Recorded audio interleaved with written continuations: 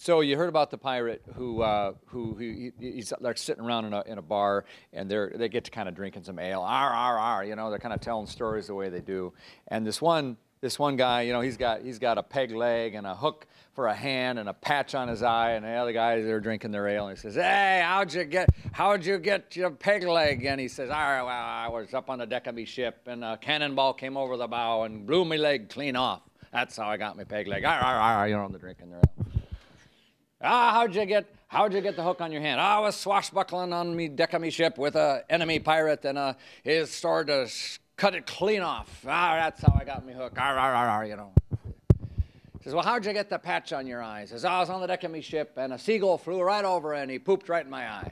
And he says, "Well, how does that mean you get a patch on your eye?" He says, "That was the first day with me hook." Yeah. Arr, arr, arr. All right, so middle of the afternoon. So we go at a lot of things with about 1/2 eye on it. We need to be able to have full vision to see the gospel for what it is, instead of the way we maybe think it was supposed to be. To see the beauty of what Jesus is calling us to, that kind of life. And the ability to cast that vision and lead people toward it is a big task of preaching. That's really the focus of our next talk that David is going to bring to us. So Dave Stone, as much as anyone I know, has a lot of experience helping people move toward a full two-eyed vision. Let's welcome Dave Stone.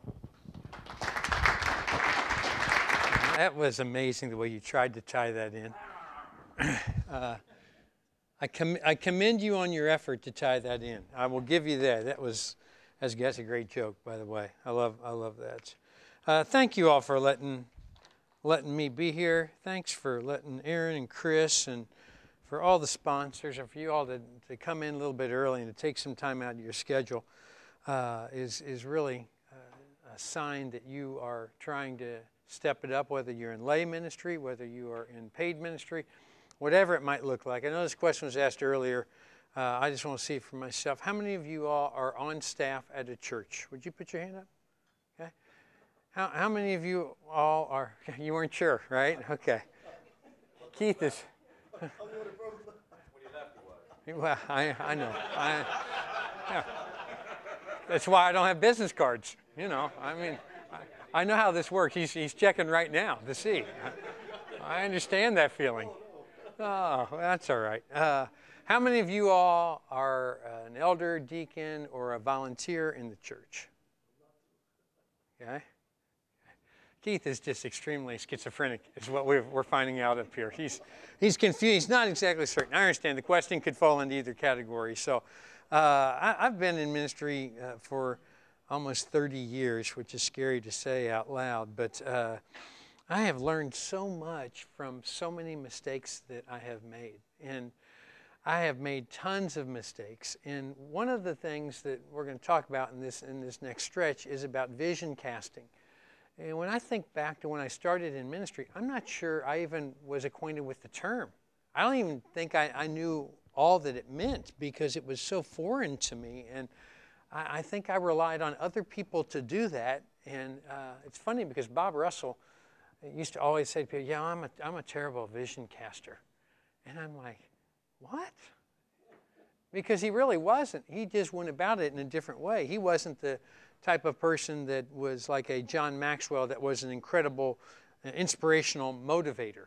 I heard John Maxwell speak one time. There were 400 preachers were at a conference, and I was sitting in the back of the room, and he started talking about a sermon series that he had done that had increased the giving. He said, this increased the giving within my church. He said, "Now, I'm not going to tell you that you need to listen to these sermons and preach them, but I can guarantee you that your offerings will go up 20% if you do." And I watched everybody's head go down, and they all wrote like this, and they all wrote down everything that he said, and they made certain that they got that. Well, that's not the style that Bob Russell is. Bob Russell would never say anything like that. And so I think Bob equated vision casting with the person that was constantly the rah-rah, and here's what we're going to do, here's the next mountain. But that's not what vision casting is, okay? Vision casting is all about taking what is a dream for the future and instead putting some feet on it so that you can get there one step at a time. Someone said a good leader is someone who can take you to a place that you would never go on your own. And I agree with that. Leadership is that ability to be able to stretch us to a point, to see a goal, to say, man, I think I can attain that with the help of some others. And that's the beauty of coming together for a conference like this. I was just talking to a couple who they don't have, I said, anybody else here from your church with you? They said, you know what, this is just our respite. This is just a chance for us to kind of come and to catch our breath and to be inspired. And isn't it fun when you're not in charge of the sound system? Isn't it fun when you don't have to worry about whether or not somebody is there to pass out bulletins? We have a conference at our church for Christian leaders, and it's in the middle of October every year. And on that night, we might have 2,000, 2,500 people in our sanctuary, and we are worshiping and singing. That night, the worship is better than it is any other time. And people always say to me from our church, why was the worship so incredible? I say, it's because you got all these hundreds, you have thousands of people who everything comes back to them, and they feel all that pressure and stress. And now they come here, and they don't have to worry about any of that stuff, and they can just worship the Lord in spirit and truth. And that's what happens when you come together for something like this. One of the greatest takeaways you'll have will be the fellowship times. Some of your greatest lessons will not be from Aaron or Chris or from me or from Brent or from Ben or anybody else. It will come from the conversations that you have over a meal, a hallway time where you put your hand on somebody's shoulder and you pray for them. You know, that's what will happen. I remember a few years ago I went to a conference at Rick Warren's church, and I'd never been there before at that time. And it was the Purpose-Driven Church was what the conference was. It was the first time that Rick had ever done it. And it went Monday through Friday, and it went 8 o'clock in the morning until 9 o'clock at night. And you talk about drinking from a fire hydrant. Okay? And I'm ADD. I mean, you snap your fingers, and I'm gone for the next 5 minutes. What? Who snapped? I mean, I can get pulled off sides incredibly easily. And on Thursday, I was dying. I had two ministry friends with me, Greg Bowman and John Turner. Some of y'all know some of those guys. And on Thursday, I said, I can't take it anymore. This is great stuff, but I've got to get out of here. And so Batman had just come out, the movie Batman. And I said, y'all want to go see Batman? Yes, they were. I mean, I was at Bat, and they were yes, all right? And so we blew off the late afternoon and the evening sessions. We went and watched Batman. And have you ever been in one of those moods? After the movie was over, we walked next door to the theater, and there was a pizza place. You ever been in one of those moods where you just can't stop laughing? You just get so tickled. You know, everything is hilarious, and you're just dying laughing with tears coming in. Typically, it hits you during communion time or at a funeral, all right? Okay? That's when it hits me anyway. So we go in the back of this pizza place. There's a guy standing back behind the counter. Well, we can't stop laughing about something. I have no idea what we were laughing about. We laughed for about 5 minutes. Finally, we all three walk up, and I said, okay. I said, I'm so sorry. I said, we're ready to order. He said, don't say anything. He said, I've owned this place for several years. He said, I'm pretty good at this. I said, you're pretty good at what? He said, I'm pretty good at sizing people up and guessing what it is that they're going to order. Well, we started cackling all the harder, as you can imagine, you know. So finally I said, hit me with your best shot. And he said, you want a large pepperoni pizza and a pitcher of beer. And I said, no, sir. I said, you guys all wrong. I said, we're all three ministers, and we can't stand pepperoni.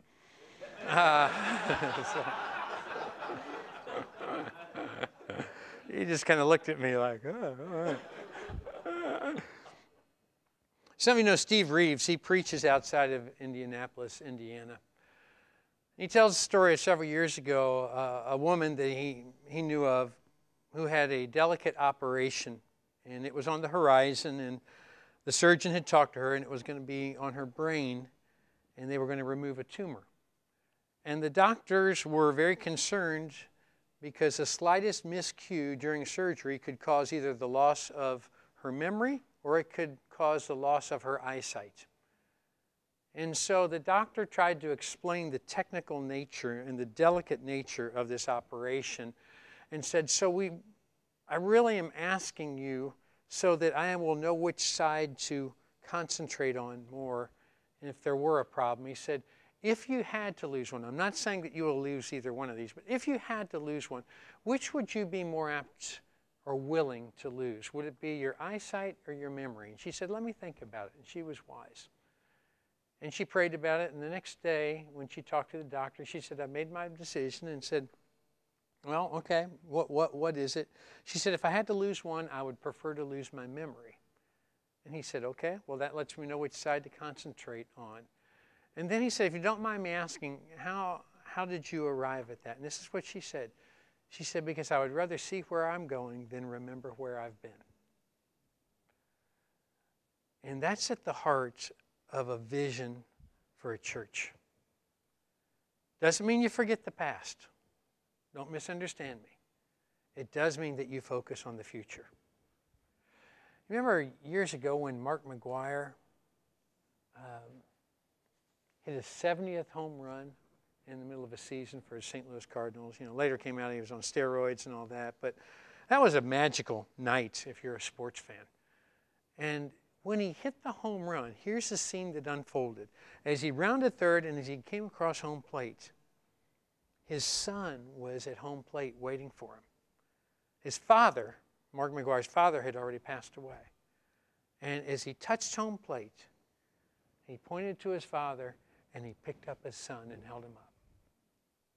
And you have both things taking place in the same moment. It was looking back and it was looking forward. And that's what our job is as church leaders, is to say, how can I help us not rely on a glorious heritage and a glorious past? How can I help us look to a bright future? And if you had a bad past, how can we get that behind us and how can we move on from there? Christ had a great vision that he cast for the church, and he did it in a rather unusual setting. You're familiar with the account in Matthew chapter 16. It's about as far north as Jesus ever took his disciples. And he took them to a place called Caesarea Philippi. And it's tough to describe what it would be like. It would be like Hollywood, New York City, and Las Vegas all rolled into one. And the reason I say that is because of the fact that it was just this cadre of incredible idol worship. You talk about multiculturalism. It was on steroids in that setting. And as Jesus is teaching his disciples, and as he's seated there, and as they're seated around him, imagine them being in a circle. Every direction that they look in the background of Jesus, every direction they look, there is an idol. There's a statue. How many of y'all have ever been to Caesarea Philippi? There have been a few of you? And you saw the niches that are there. You can still see where there are inscriptions to false gods and foreign gods, and they would sit in these niches, and there would be a statue there. So Jesus is surrounded by all these dead gods all around him, and it's in that setting of the Hollywood, Las Vegas, New York City that Jesus casually says to them, who do people say that I am? They say, well, some say Elijah, some say Jeremiah, some say one of the other prophets. And then Jesus takes it from the general question, he brings it to the personal question. He says, who do you say that I am? There's a pause. And Simon Peter answers without fear or speculation. He says, you are the Christ, the Son of the living God. And Jesus says, well, blessed are you, Simon, son of Jonah, for flesh and blood did not reveal this to you, but my Father in heaven revealed it to you. And I tell you that on this rock, you will be called Peter. He says that. He changes his name from Simon to Peter, which means rock. Okay?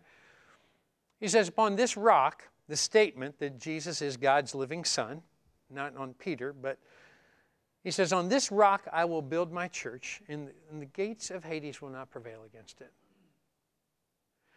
It is impossible for us to have a prevailing church if it is not built on the foundation of Jesus Christ. And if we don't have that as part of our vision, if Jesus is not at the cornerstone of that, then all other ground is sinking sand. Okay? I mean, there is no way There is no way that it can stand. Now, did you notice Peter's wording? In that setting, in that place, with that background, he says, you are the Christ, you are the Messiah, the Son of the living God. What a distinction to make, and what a place. Peter realized we're surrounded by a whole lot of dead gods, but that's not where you come from. You are the Son of the living God. So how do we have prevailing churches? How do we cast the vision and move our congregation toward a vision? How do we even decide on it? In the story of Alice in Wonderland, I love it. There's that point where Alice comes to a fork in the road, and she just kind of looks down one direction, looks down the other, and she just kind of, is bewildered. Well, the Cheshire Cat is seated right there. And the cat says, what's going on? And she says, well, I don't know which road to take. And he says, well, where is it you want to get to? And she says, I'm not really sure. And the cat says something quite profound. He says, if you don't know where you're going, then one road is just as good as the next. So the question for you today is, where do you want your church to go? I mean, if I sat down next to you, and we had 5 minutes, and I just said, so tell me about your church. What's your mission, your vision? What are your strategies? What are you all about? If somebody asked, what's First Christian about? What would you answer? What's your vision? What's that mission that you have? This became rather popular about 20 years ago. We took it from the secular world when we started saying, we need to have a mission for our church. We need to have a mission for our church. Well, that's good. We do need to have a mission for our church. We need to all be on the same page as congregations saying, this is what route we're going to go. So what I'd like to talk about for a few minutes is, I'm going to skip through several things and dig right to the vision piece. And I want to talk about how you put that vision together and how it is that you can help your congregation land on what is a healthy vision. I think it's important, if you're taking notes, that we start with the mission piece. Mission is more general, okay? Mission is what you do. A vision is who you are. And I'm not trying to split hairs and get real analytical with you, but a mission is what you do. It's more general. A vision is more specific. Mission relates to ministry objectives, while vision deals with a ministry's direction or a ministry's uniqueness. There may be 5 or 10 churches in your area that all have the exact same mission that you do. That's great. There will only be one that has your mission, and that's you. That has your vision. You'll be the only person that has that vision. The vision is very specific. It ties in with exactly where you want the Lord to take your church. And it's not arrived at in quick fashion. Believe me, it is a painstaking process. The mission that we came up with for our church is this. When people say, well, what's Southeast Christian about? People say all the time, what's that church all about there? Well, you know what Southeast is all about? It's about connecting people to Jesus and one another. And that's it. We want to connect people to Jesus and one another. Okay? Now, we are very upfront. We think the word connection shows that there is a relationship that's there. We think the word Jesus was important. We looked at God and different phrases there when we tried to come up with this. And we finally decided, you know what? God means so many different things to different people these days. Let's really be bold and let's really let people know. We think that salvation is found in no one else, as Acts 4:12 says, but the name of Jesus. So that's what the Lord led us to. He may not have led your church to that, but that's how we ended up with connecting people to Jesus and to one another. Why to one another? Because if we just connect them to Jesus, then we're back to what Aaron talked about, the loneliness factor. Now it's just some ethereal relationship that they have with some deity, and it has no flesh to it because there's no one living Christianity out beside them. Okay? The other thing is, our experience has been there are some people who will come to love the people in the church or love some friends before they come to love Jesus. That's almost a direct quote from Roberta Cooney, who wrote a book called Seize the Moment, and she said, I have come to discover that people will oftentimes come to love me before they come to love my Savior. Does that make sense? you know? And so we say that's what we're about. That is what our mission is. Now, if you ministered in the Louisville area, you might say, you know what, that's our mission too. Connect people to Jesus and one another. Connect people to Jesus and one another. Well, so now we have to extrapolate a little bit more. After you come up with your mission of what you do, now you have to say, who are you? Who are you going to be as a church? And the elders help take the lead on this. The staff members help to take the lead on this. And you are trying to help guide your church. You're not looking for suggestions. This is not a thing where you're asking other people and say, boy, we really want your input. You're going to get 30 different, you know what we need to be? We need to be about prayer. Oh, no, we need to be against abortion. Okay, no, we need to be for the families. What about the orphans? I mean, that's the great, James 1:27. What are we doing for the widows? What are we doing? And all of a sudden, you're going to have the question is, where is God leading your church? Where is God leading your leadership? And you be very bold and say, we're going to pray about this, and we're going to ask God to put us all on the same page. That's how you find out what God's vision is for your church. It's not you go to a cool retreat and you sit down, you watch the leaves change 2 days, and you come back and say, this is what our mission is going to be, and this is what our vision is going to be. It's a collaborative effort of asking God to sharpen, to whittle. We came back from a 3-day retreat. We said we've got our vision statement to our elders, and we shared it with them. And we had worked for 3 days. We had fasted. We had done all sorts of things prior to the retreat. And we came up with this vision, and we shared it with our elders. And they said, boy, we really like that. That's really good. Let's just let it percolate. Let's just let it simmer for a while.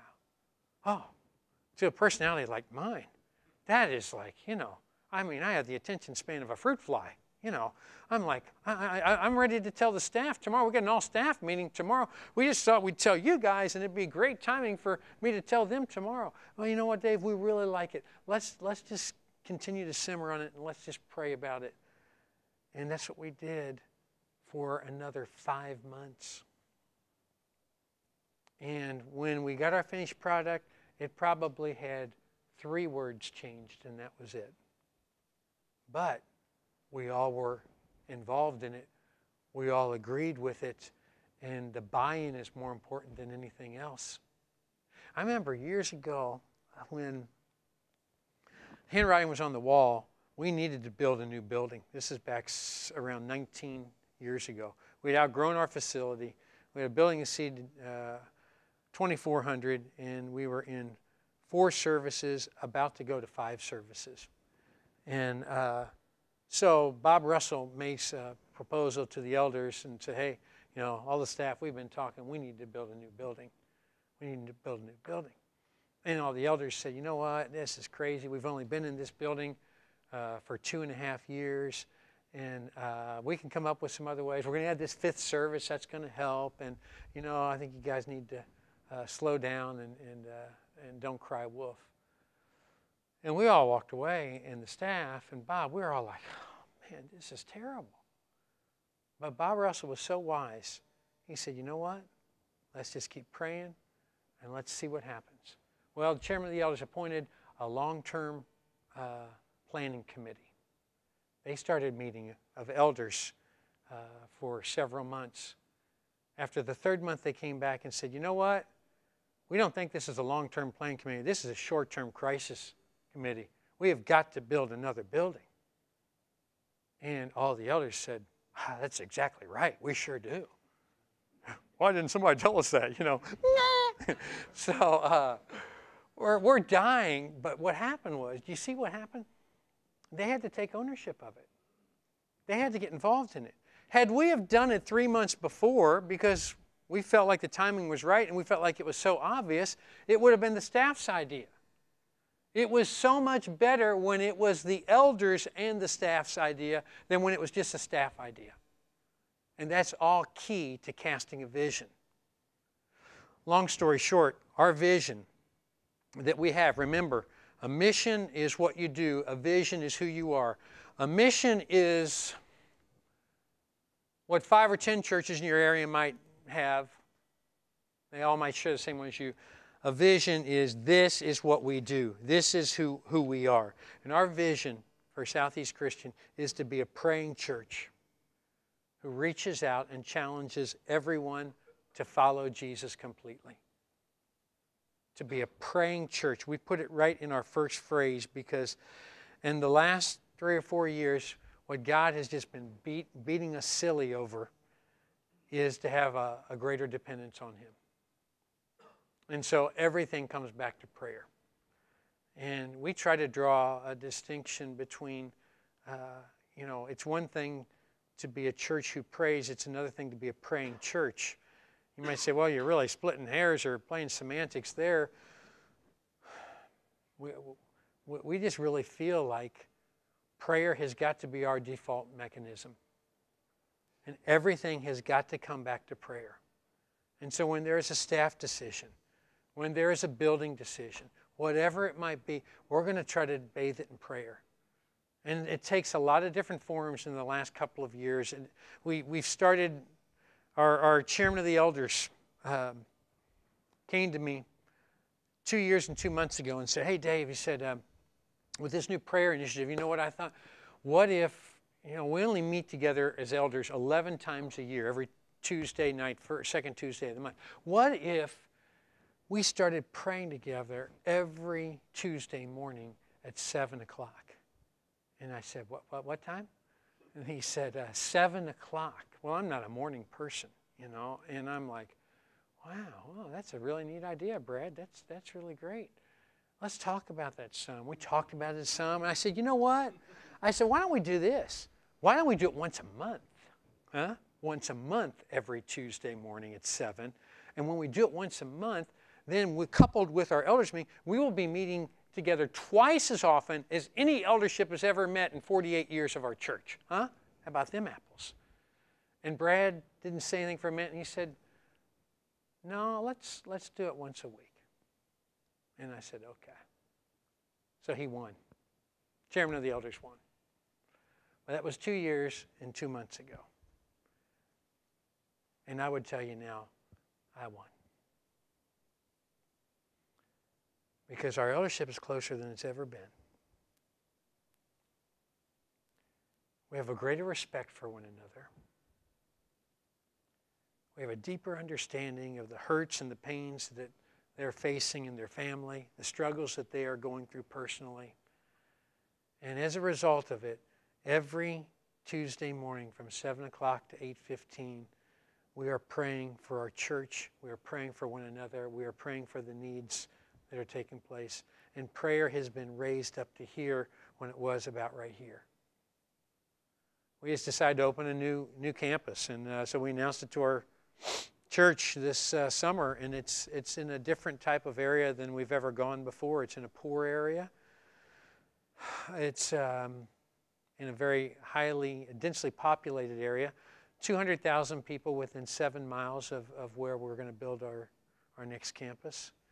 And there is a spiritual hunger. There is one church that runs over 1,000 within a 15-minute drive of that location.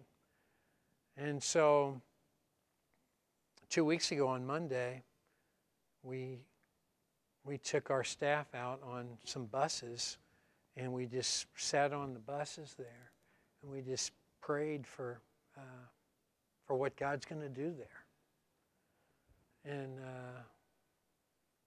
then we all split up in different bus loads, and we said, let's go to different restaurants, let's go walk different neighborhoods, and let's just walk and pray as we walk through all these neighborhoods. And we split up and went every which way, every staff person. And we prayed for God incidences just to happen, and just for Him just to go ahead of us. And the stories that they came back with were just unbelievable, of people who had heard the church was coming there, or wanted to find out more about it, or people that they got to pray with, or people that they got to bless in restaurants. And I was in a restaurant and struck up a conversation with an African-American family that was there, and just couldn't get this 6-year-old boy to talk to me. And it just being a former youth minister, it just kills you if you can't get a kid to talk to you. I could get his mom and what turned out to be a social worker, another lady with them, and their 13-year-old daughter to talk to me. I just couldn't get this 6-year-old kid to talk to me for anything. And I tried everything. So finally, after they got their food and I got my food, I was going to go sit with some folks from church. I already had my stuff down with them. And I went over to this family. I said, would you guys mind if I ate lunch with you guys today? Well, if you want to, come on over. So I said, I think I'd like to get to know you guys some. And so I got to spend the next hour with them and make a friendship with them. And she didn't know what she got talking about big churches and ripping on big churches. And she didn't know who was sitting at the table with her. And the social worker, after a short while, said, you look so familiar. Why do you look familiar to me? So I don't know. Are you in a prison ministry? I didn't know what to say. And she had not visited me there. So turns out she had, I think, seen a television broadcast of our church one time. And that was a connection she made. And the other gal said, well, you know what?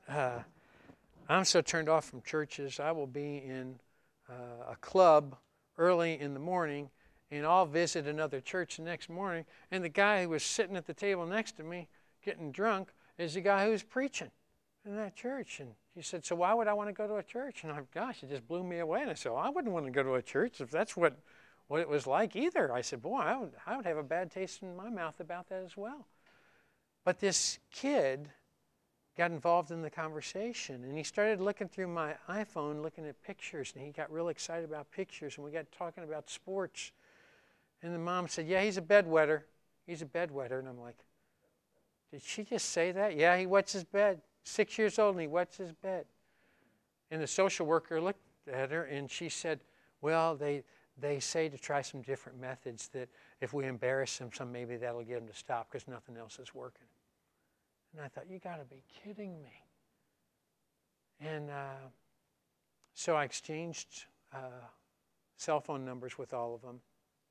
And I said to Isaiah, the 6-year-old boy, I said, at the end of the meal, I said, I really would like for you to come to the church where I go to sometime. And he said, can I go today? And I said, well, you can't go today. But I said, there'll be a time. I said, now, your mom's not going to want to come because it's big. And she said, it's not bigger. Than she named a church in town that she'd been to. And I said, well, I hate to tell you, but it's big. It's bigger than that one. No way. I said, well, I think it is, yeah. And then she said, do you have an ATM machine at your church? I said, no. And she said, then I'll come. I said, okay, I'll hold you to that. And we've been in touch all week, but when I left, she said this to me. She said, you know what? I have never seen Isaiah take to a man like he's taken to you. I've never seen him laugh like that, and I've never seen him talk to a man like he's talked to you. And she said, you know what? I wish you could mentor my son. I don't know what's going to happen there. I've made 4 touches with him this week by phone and by text. And she sent me a text yesterday and said, Isaiah's having some behavior problems at school. And I called and left her a message and said, how can I help? And I'm going out of town, but I want to get together with him. And I share that story with you because those things don't happen if you're not bathing something in prayer. They just don't happen. My experience has been when I pray, coincidences happen. When I don't pray, coincidences don't happen. Heidi Quaid said, miracles or coincidences are small miracles in which God chooses to remain anonymous. Okay? And so what we have to do is we need to pray and say, Lord, clear the landscape, make it possible, move in people's hearts, bring these divine appointments in front of us, help us to have the guts and the courage to go for it so that somehow we can help that person become a completely committed follower of Jesus Christ. Let me give you 5 steps of any vision, and then I'll wrap up because I haven't looked at a watch and I have no idea. But if you're looking at vision and you want to say, I want to come up with a mission for our church of what we're going to do, I want to come up with a vision for who we're going to be. Here are 5 observations. Some of these are from George Barna, and others of them are from myself, I think. But number 1, the vision should be biblical. The vision should be biblical. 2 Timothy 3:16 and 17. All Scripture is God-breathed. It is useful for teaching, rebuking, correcting, and training in righteousness, so that the man of God may be thoroughly equipped for every good work. So if it's not rooted and based on the truth of Scripture, then to me, it's probably not the right vision for your church. Okay? This is not a club. This is not an organization you're putting together. Okay? This is a church that you're trying to build. And if we really believe the gates of Hades will not prevail against it, then that means that we want to have a biblical vision. You know, if I'm ever up a creek in a sermon and I don't have enough good stuff in it, I'm going to look back over that thing and see how much Scripture I have in it. That's where the power is in the thus saith the Lord. I'm going to make certain that I get that in there. I'm going to make certain that it is a biblical sermon. Here's a second piece of a vision. The vision should be memorable. The vision should be memorable. You shouldn't have to struggle to recite it or remember it. Can I tell you what our old mission was? Southeast Christian Church exists to evangelize the lost, to edify the saved, to minister to those in need, and to be a conscience in the community. Oh, it just rolls off your lips, doesn't it? You know? Could you say that back to me in words like evangelize and edify and all these different components to it? Well, those are more like strategies than they are a mission. And so when people say, well, what's Southeast about? I want to say it's about connecting people to Jesus and one another. Anybody can remember that. Connecting people to Jesus and one another. So make certain whatever you come up with, it's got to be memorable. People have got to be able to understand this is the DNA of that congregation. If they were to be cut, that's what they would bleed. Number 3, the vision should come from God. And I don't mean that to sound mystical or confusing. If I was talking to Chris's friends in New York City, I would try to qualify that in a few ways. Well, you know, I don't mean I audibly hear him saying this to me. I mean, I have to explain it. But you all understand what I mean. It's got to come from God. I am crazy enough to believe that God can transfer His vision for your church into your heart, and that He can do the exact same thing to all the leadership within your church. I just think He can do that. We just need to boldly ask for that and say, Lord, get us all on the same page. Make this really crystal clear. Number 4, the vision must be shared with others. The vision must be shared with others. This is not something you keep to yourself. It's not something that's relegated to the minutes of some board meeting or you jot it in your journal and never do anything with it. You can't keep this quiet. If you can call it what you want, but it's not a vision, all right? It's a statement. It's a point. But it's got to somehow find a way in your life to where you can't help but tell people about it. If something incredible happens at a worship service at your church, you don't have to, at the end of the service, say, hey, and by the way, you know what? I've got a request to make of you all.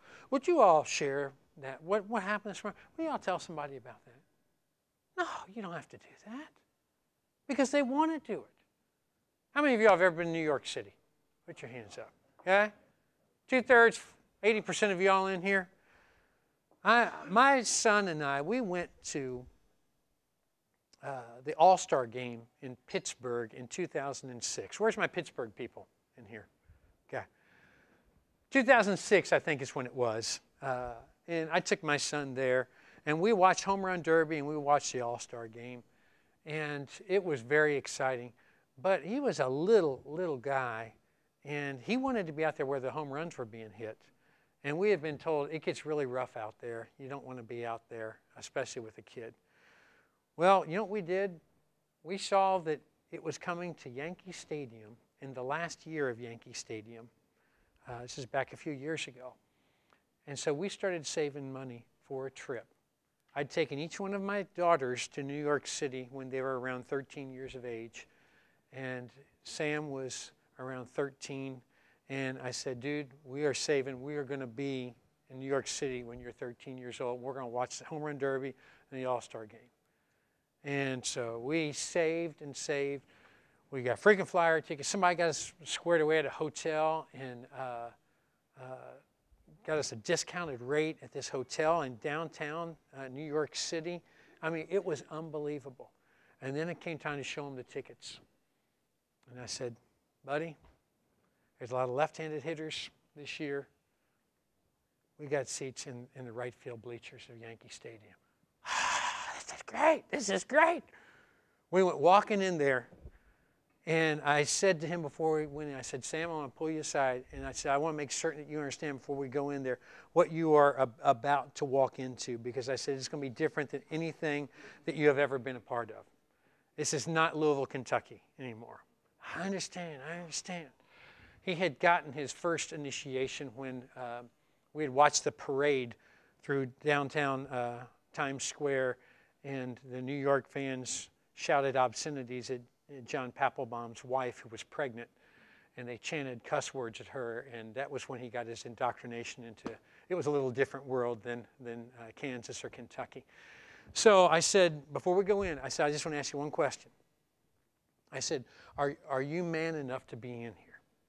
He said, I'm man enough. I said, let me ask you this. I said, do you want to try your hardest to get a baseball? He said, I do.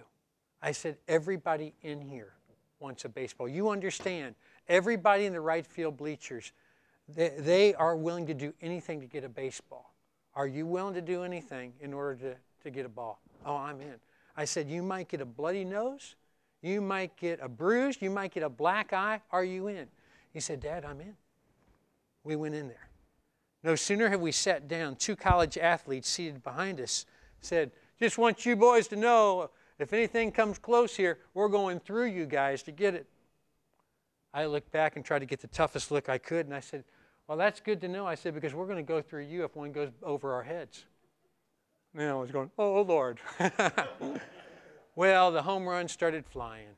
The cuss words were flying right and left. I mean, I have never heard, I still have never used cuss words used the way they used them, you know? And I mean, my son is looking at me like this. I'm like, wow, that was amazing. You know, I never knew that was a verb, but you know, hey. So it was unbelievable. But then out of the blue, Grady Sizemore is at the plate. He crushes a home run.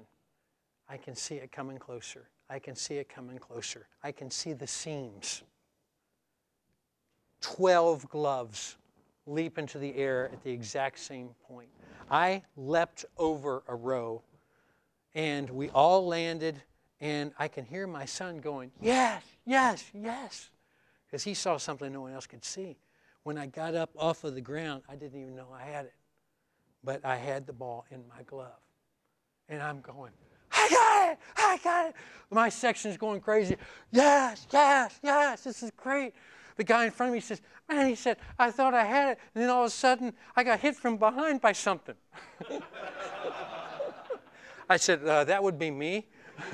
And then I look, and my son said, Dad, look. And all these beers and Cokes, I had knocked them over, and they had spilled all over the belongings of all these people.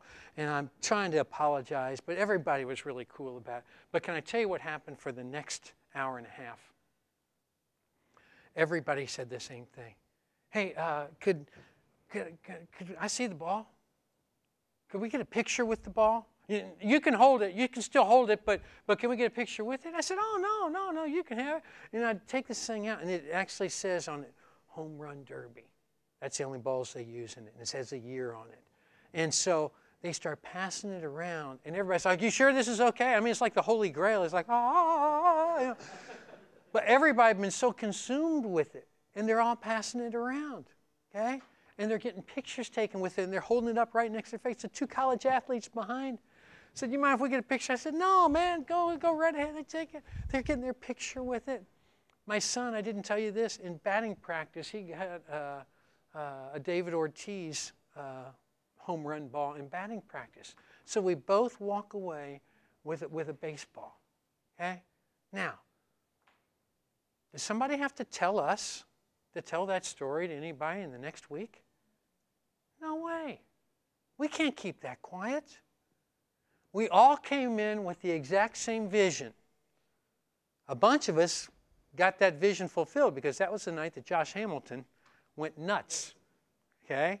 And here we are sitting in Yankee Stadium, and he shares over the loudspeaker about his love for Jesus Christ with Aaron Andrews interviewing him.